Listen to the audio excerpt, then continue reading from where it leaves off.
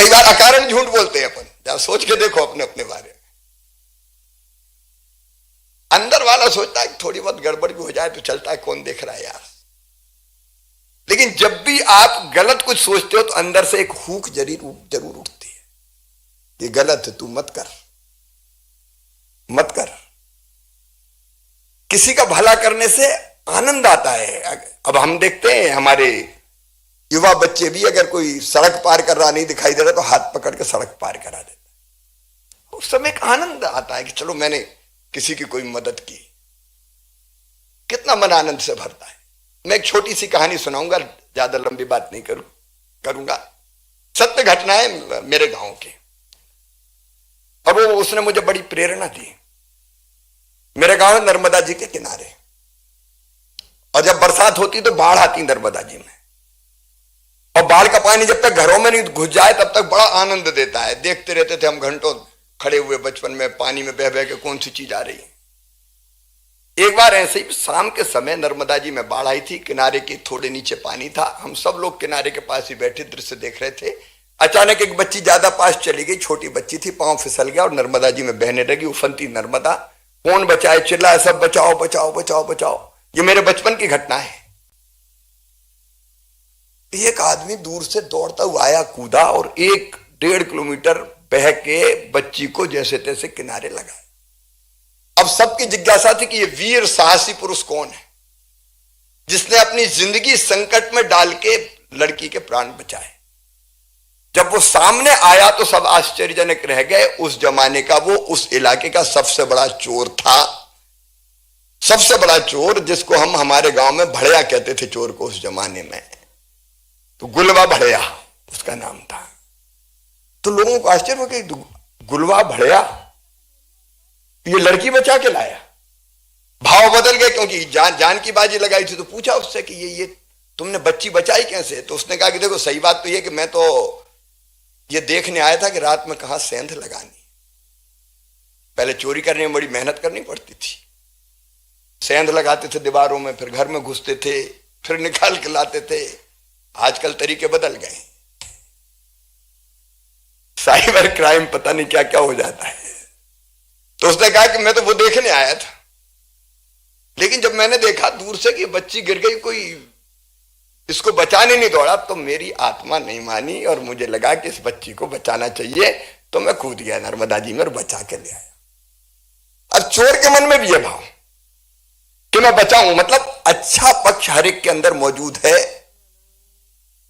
जो ठीक दिशा में चलता है, जो लोगों की भलाई चाहता है और भलाई करके आनंद का अनुभव होता है। इसको कहते हैं आत्मा का सुख। वो कहीं ना कहीं जरूर है, सच जरूर है वो। और मनुष्य को पूरी तरह से सुखी अगर करना है तो शरीर मन बुद्धि आत्मा, इन चारों का समुच्चय मनुष्य, उसके संपूर्ण सुख की व्यवस्था हमको करनी पड़ेगी। और उसी की व्यवस्था के लिए हमारे यहां धर्म अर्थ काम और मोक्ष 4 पुरुषार्थ। काम, मन की जो विविध कामनाएं उनकी पूर्ति जरूरी है। अर्थ, उन कामनाओं की पूर्ति के लिए पैसा जरूरी है, वो नहीं होगा तो काम नहीं चलेगा, इसलिए अर्थ कमाने की बात हमारे यहां कही है। लेकिन अर्थ भी धर्म के साथ, मतलब नियम प्रक्रिया पूरी करके। ऐसा नहीं कि मुझे अर्थ की जरूरत है और नंद कुमार जी के पास है तो मैं उसी को निकाल के चोरी करके अपना काम चला लूं। कुछ नियम प्रक्रिया, उसको धर्म कहते हैं।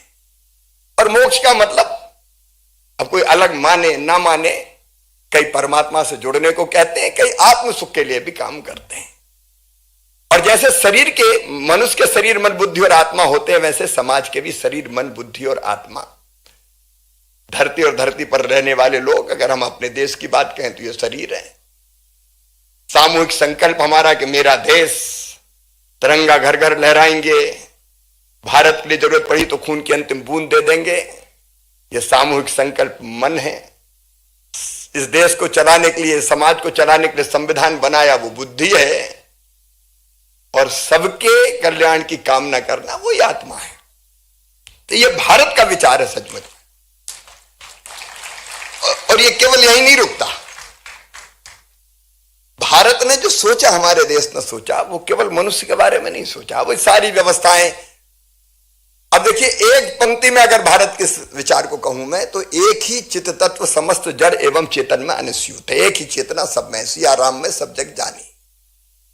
सृष्टि के कण कण में भगवान विराजमान है, हर एक आत्मा परमात्मा का अंश है। ये हमारा विचार है, और वो मनुष्य मात्र, इसलिए हम विश्व के कल्याण की कामना करते हैं, प्राणियों में सद्भावनाओं की बात करते हैं, प्राणियों तक की चिंता की है।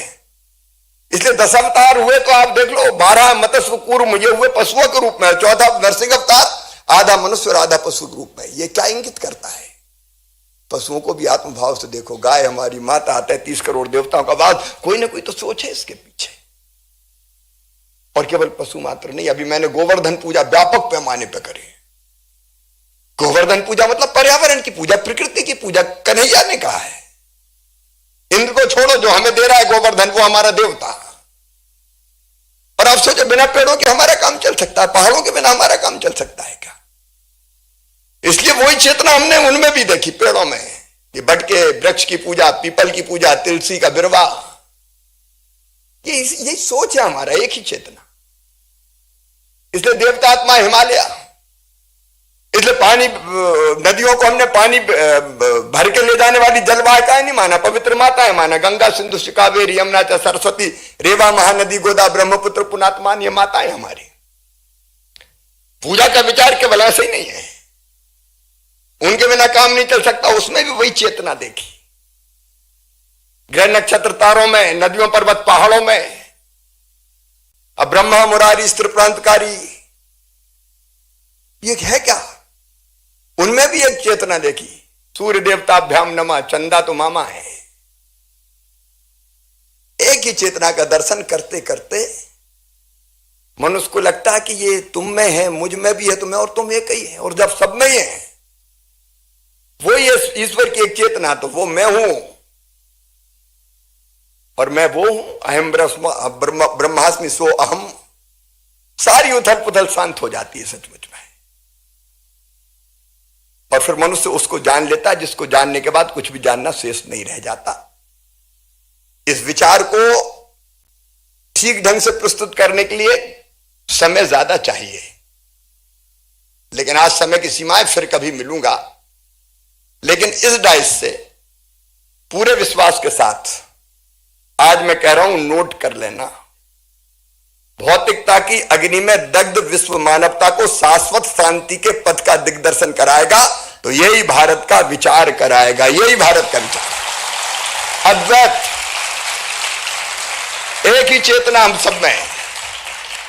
रूस यूक्रेन हो, पश्चिम के देश हो, रूस हो, चीन हो, इनके बाद विवादों का हल अगर किसी के पास है तो वो है भारत के पास। और दुनिया एक दिन इस रास्ते पे आएगी। नए विमर्श खड़ी कीजिए, खूब सोचिए, विचारिए, लेकिन भारत के दर्शन के भी गहराई में जाइए। बहुत बहुत धन्यवाद।